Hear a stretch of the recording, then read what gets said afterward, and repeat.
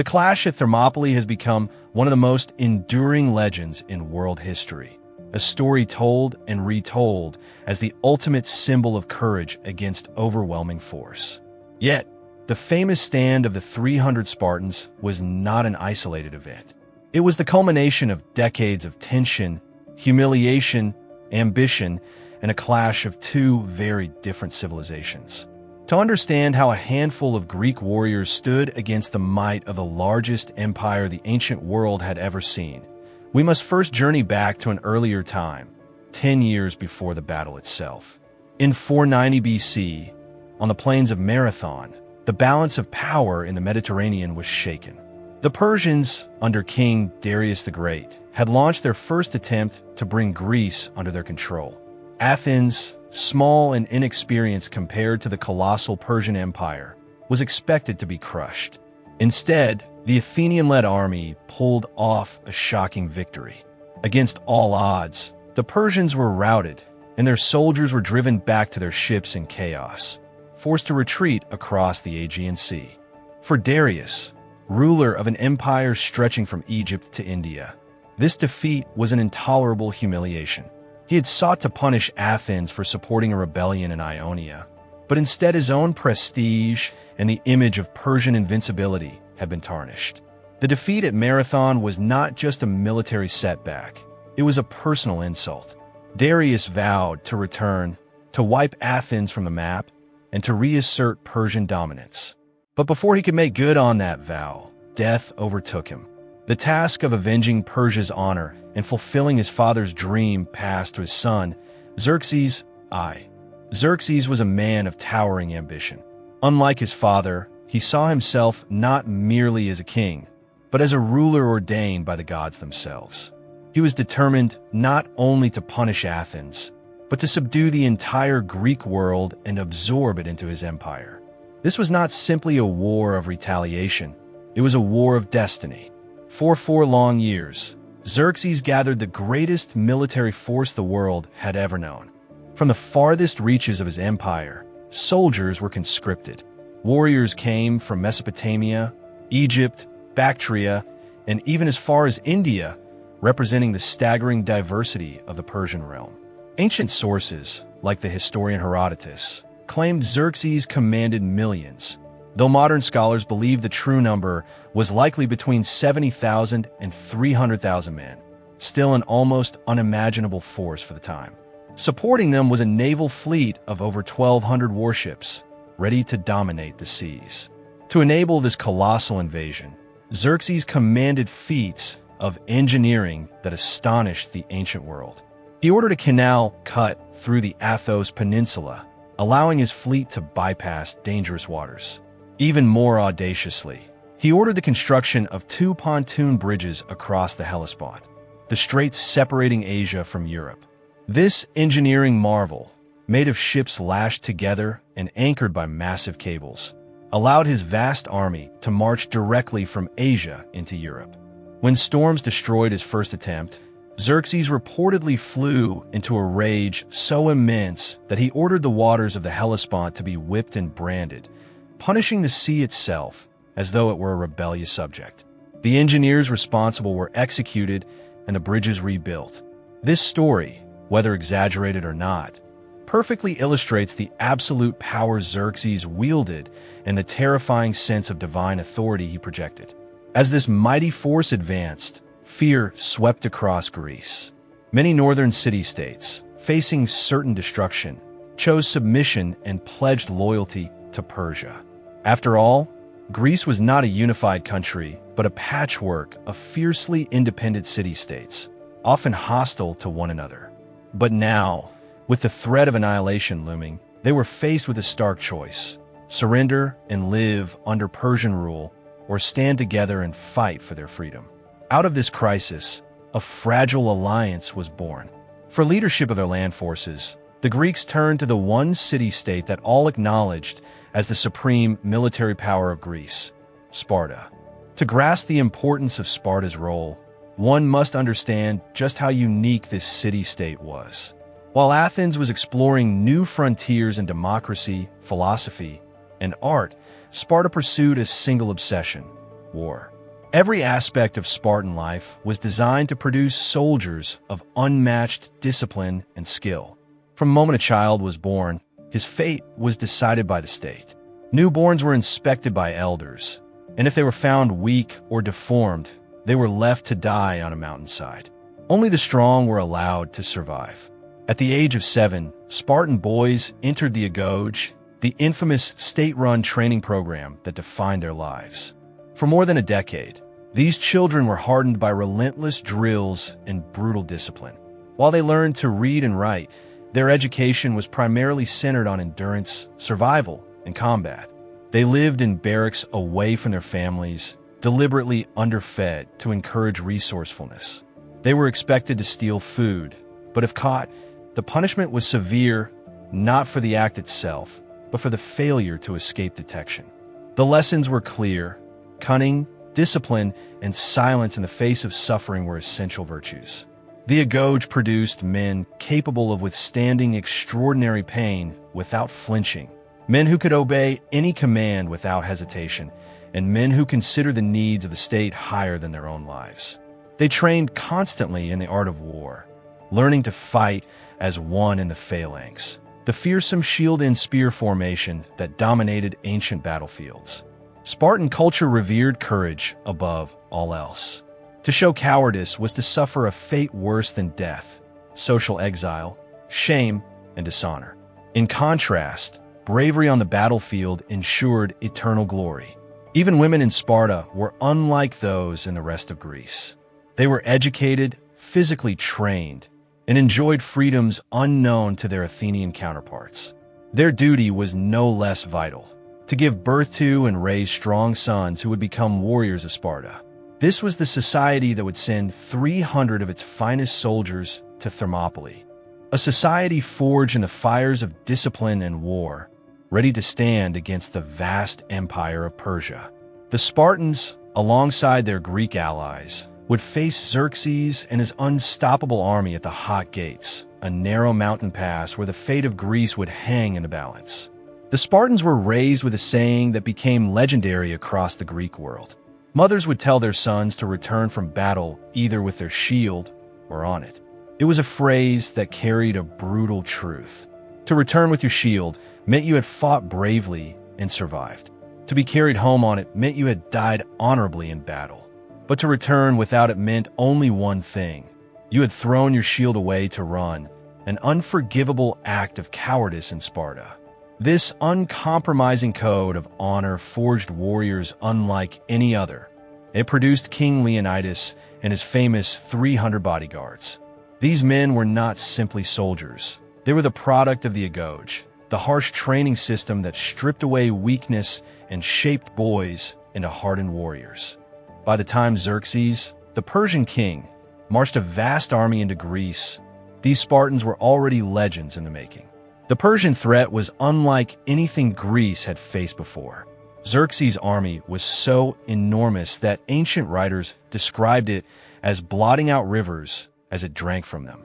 To face such a force, the Hellenic League, a fragile alliance of Greek city-states, needed a strategy that would neutralize Persia's overwhelming advantage in numbers. The Athenian general Themistocles, a man of extraordinary cunning, devised a two-pronged plan. On land, the Persians would be stopped at a narrow mountain pass where their numbers would count for little. At sea, the Persian navy would be trapped in a strait, unable to flank the Greek defenders or supply their vast host. The chosen ground for the land defense was a place called Thermopylae, the Hot Gates, named after its sulfur springs. In 480 BC, the pass was a bottleneck, only about 100 meters wide at points, with steep mountains on one side and the sea on the other. It was the perfect place for a small, disciplined force to resist an empire. The duty of holding the Hot Gates fell to King Leonidas of Sparta. Yet there was a complication. The invasion came at the same time as two sacred festivals, the Olympic Games and Sparta's own festival of the Carnia.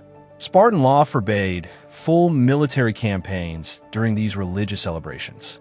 The Spartan council faced a terrible dilemma: either violate sacred tradition or risk leaving Greece undefended. In the end, a compromise was reached. Leonidas could not take the full Spartan army, but he was permitted to march immediately with his personal guard of 300 men. These were no ordinary troops. Each was an experienced veteran, handpicked by Leonidas himself. According to Herodotus, he chose men who already had sons, ensuring their bloodlines would survive even if they did not. It was a grim selection, almost an acknowledgement that this mission might well be a death sentence. Before he marched, Leonidas consulted the oracle at Delphi, the most revered prophetic voice in the Greek world. The oracle's words were both ominous and precise. Either Sparta would be destroyed, or a Spartan king of Heracles' bloodline must die to save it. For Leonidas, there was no question what had to be done. A Spartan king's duty was to sacrifice himself, if necessary, for the survival of his people. With this knowledge weighing heavily on him, he led his 300 north, gathering allies as he advanced. By the time they reached Thermopylae, the Greek force had swelled to roughly 7,000 men, including contingents from Thespii, Thebes, and other cities. Though still vastly outnumbered, they were determined to hold the pass. At Thermopylae, the Greeks immediately strengthened their position. They repaired an old defensive wall, known as the Phocian Wall, that blocked the narrowest part of the pass, and stationed their troops behind it. At the heart of the army stood the hoplites, the heavily armored infantry of Greece. A hoplite was essentially a human tank. He wore a bronze cuirass to shield his torso, bronze greaves for his legs, and the famous Corinthian helmet that enclosed his entire head, leaving only slits for eyes. His primary weapon was the dory, a long, thrusting spear. For close combat, he carried a short sword called the xiphos. Yet his most vital piece of equipment was the hoplon, the great round shield made of wood and bronze. In formation, these shields overlapped to form an impenetrable wall. This phalanx formation, with ranks of spears projecting forward, was a nearly unbreakable defensive system, especially in confined terrain where the enemy could not maneuver around it. When Xerxes finally arrived, his army stretched as far as the eye could see. Ancient accounts spoke of a force numbering in the hundreds of thousands, though modern historians believe the figure was likely smaller. Still, the Persian host dwarfed the Greek defenders. Confident of an easy victory, Xerxes set up a throne overlooking the pass, expecting his enemies to collapse at the mere sight of his power. For 4 days, he did nothing but wait, assuming the Greeks would surrender or retreat. Finally, he sent a messenger demanding their submission. Leonidas' response was as brief as it was defiant. "Molenlab, come and take them." The Spartans, far from being cowed, carried on with calm rituals. They oiled their bodies, combed their long hair, and exercised customs they observed before a battle in which they might face death. Xerxes, infuriated by their defiance, finally ordered an attack on the 5th day. The first assault began with clouds of arrows that darkened the sky. Herodotus recorded that one Spartan joked, "Good, then we shall fight in the shade." Raising their hoplons, the Greeks deflected the storm of missiles with ease. Frustrated, Xerxes unleashed his infantry. 10,000 Persians surged forward, their wicker shields and shorter spears no match for the wall of bronze. The Greeks held their ground, cutting the enemy down methodically. The narrowness of the pass worked entirely in their favor. As Persian soldiers fell, those behind them pressed forward, only to be trampled in the chaos. The result was carnage. Xerxes threw wave after wave at the phalanx, but it held firm. By nightfall, thousands of Persians were dead, while Greek losses were negligible.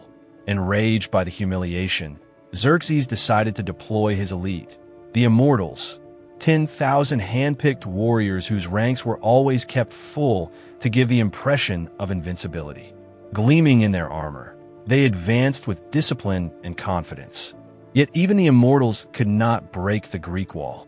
The Spartans and their allies employed a cunning tactic, feigning retreat only to turn suddenly and reform their ranks, catching the Persians off guard and cutting them down in brutal counterattacks. Watching from his throne, Xerxes was said to have leapt to his feet 3 times in fury as his finest soldiers were slaughtered before his eyes. By the end of the second day, the Persians had suffered catastrophic losses, while the Greek line remained unbroken. 7,000 defenders had held back a vast empire. For 2 days, Leonidas' strategy had worked flawlessly, proving that discipline, courage, and terrain could defy even impossible odds. But as night fell, a betrayal was about to change everything and seal the fate of Leonidas and his 300. As the exhausted Greek defenders took what little rest they could at Thermopylae, a shadow fell across their fragile hope. From among the locals, a man stepped forward whose name would forever be etched into history as the embodiment of betrayal. His name was Ephialtes. Unlike the warriors who stood at the pass, Ephialtes was no hero. He was an opportunist, a man driven not by loyalty or honor, but by greed. He knew these mountains better than anyone alive, every path and every hidden trail that wound between the ridges and ravines. And when the Persian king Xerxes promised him wealth and reward in exchange for information, Ephialtes revealed the one thing that could undo the heroic stand of Leonidas and his men. He told them of a narrow track, the Anapia Path, a trail that curved behind the hot gates and would allow the Persians to outflank the Greek position entirely. This was not a secret unknown to Leonidas. The Spartan king had anticipated such a risk. To guard against it, he had stationed 1,000 Phocian soldiers on the slopes of the mountain to hold the trail should the Persians attempt to use it. Yet foresight is worthless when treachery clears the way. Xerxes wasted no time.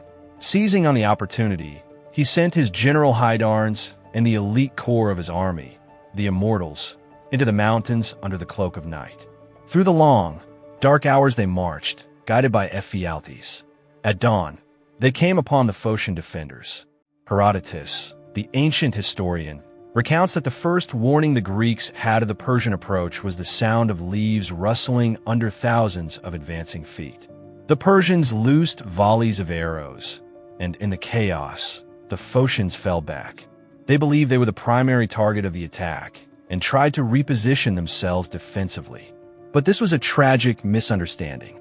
Hydarnes had no interest in them. His only goal was to push forward, to take the path and cut off the Spartan king from behind.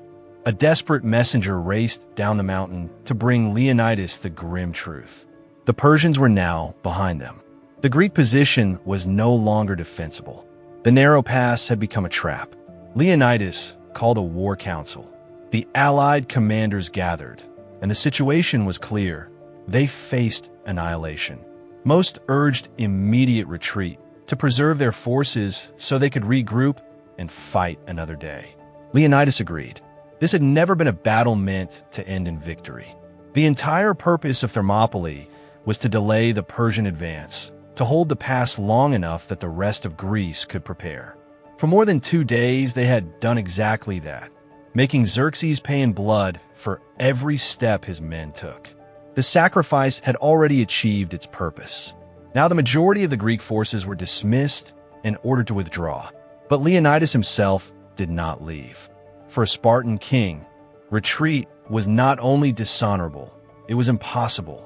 He was bound by the iron laws of his homeland and by the words of the Oracle of Delphi, which had foretold that either Sparta would be destroyed or one of her kings would fall. Leonidas knew his fate, and he embraced it. He would remain to fight to the death, standing as the final shield between the Persian horde and his fleeing allies. His 300 Spartan warriors, bound by their own code and by devotion to their king, chose to remain with him. Yet they were not alone in their resolve. 700 Thespians, under the command of Demophilus, made the astonishing decision to stay as well. They could have left. They could have preserved their lives. But they chose death beside the Spartans, preferring honor and sacrifice over survival. Their bravery, though less remembered, was every bit as extraordinary. The Thebans who also stood with Leonidas did not share that same devotion. Ancient accounts suggest that most surrendered or were forced to remain against their will. In all, around 1,500 men now prepared to meet the full might of Xerxes' army. Knowing what awaited them, Leonidas addressed his men one last time. He is said to have told them to eat a strong breakfast because by nightfall they would dine in the underworld. It was both grim and resolute, a reminder that their deaths were certain, but also that they would meet it as warriors. When the Persians advanced for the final assault, the defenders did not wait behind their walls. Instead, they surged forward into the broader part of the pass, determined to take as many enemies with them as possible. What followed was no ordinary battle. It was fury, chaos, and desperation bound together into one final act of defiance. When the Spartans' spears splintered, they drew their swords. When their swords broke, they fought with daggers, with their hands, even with their teeth. They killed until they could kill no more. Leonidas himself fell in the thick of the fighting, and his death ignited a savage struggle.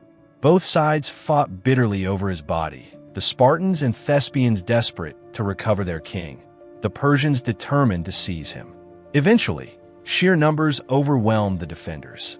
Pushed back, the Greeks retreated to a small hill near the pass. Surrounded on all sides, they gathered together for a final stand. The Persians closed in, and at last, a storm of arrows rained down. The last defenders were buried in the black cloud of missiles. When the dust cleared, nearly every Spartan and Thespian lay dead. Thermopylae had fallen.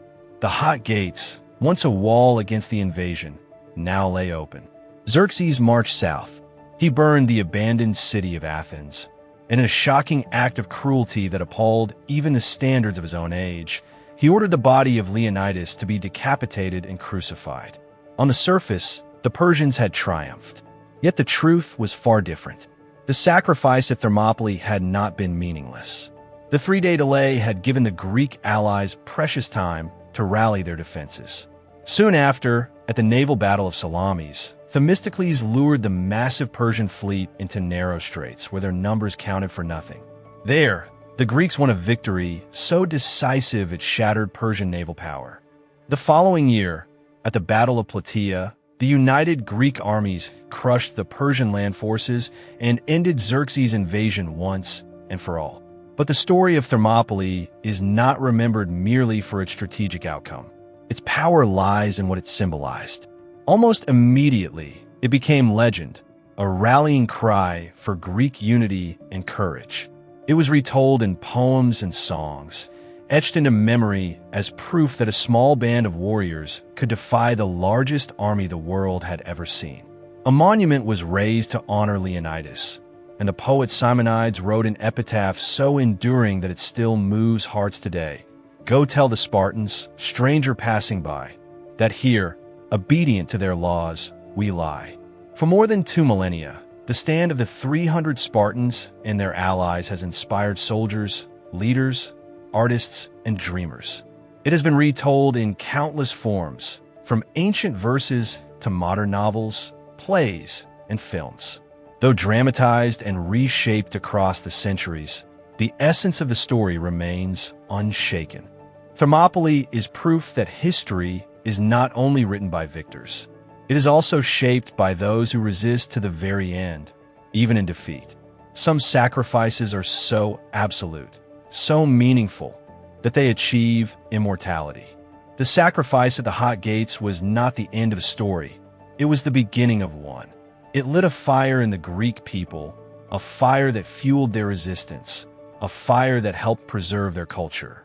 And that culture, with its ideas of democracy, philosophy, and freedom, became the foundation of Western civilization itself. The echoes of Thermopylae reach across centuries, reminding us of the power of courage, the meaning of sacrifice, and the timeless truth that sometimes the most glorious victories are born from the ashes of defeat.